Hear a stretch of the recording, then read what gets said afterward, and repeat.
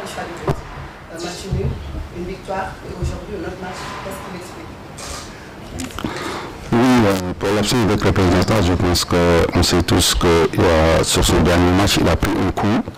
Donc parfois il voit flou. Donc je pense que la durée de disponibilité c'est entre 15 et 20 jours. Donc j'ai préféré le laisser tranquille et aussi on a discuté avec son staff médical et aussi j'en ai discuté avec Crépin parce que c'est un joueur vraiment qui est vraiment un patriote, qui met le maillot à chaque fois qu'il est là. Je pense que aujourd'hui, après c'est la santé, on sait que la santé est prioritaire pour un joueur. Donc aujourd'hui il n'est pas apte pour jouer.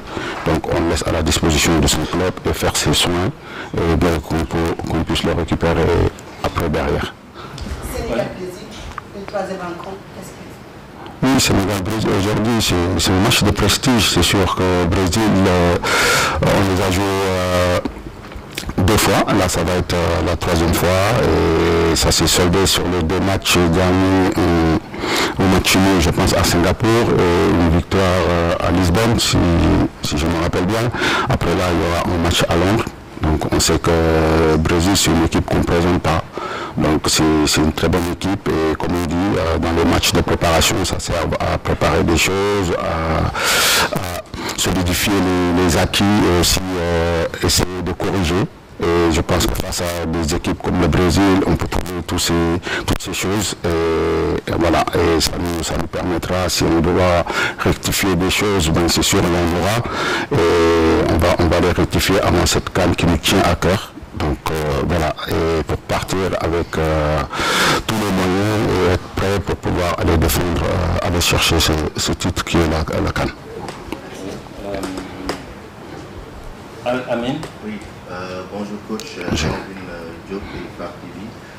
Est-ce que vous avez des inquiétudes par rapport à Lamine Camara et Habib Diarra qui sont encore absents pour ces deux matchs, parce qu'on sait que Ali, donc, qui était absent dernièrement aussi lors des éliminatoires de la Coupe du Monde 2026. Est-ce que vous avez des inquiétudes par rapport à la CAN? Est-ce que ça peut être juste par rapport à leur retour en sélection? Non, pas du tout.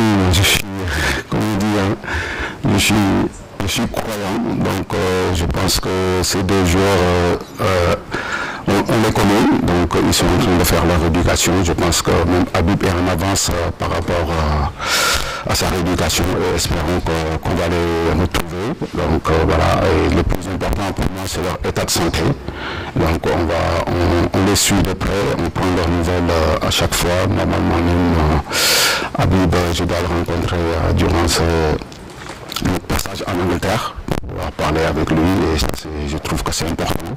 Et parce que quand même il s'est fait opérer. Mais maintenant, espérons qu'ils seront à la disponibilité de la sélection. Ce qui ne veut pas dire qu'ils seront sur la liste parce que quand même il y aura des choix à faire.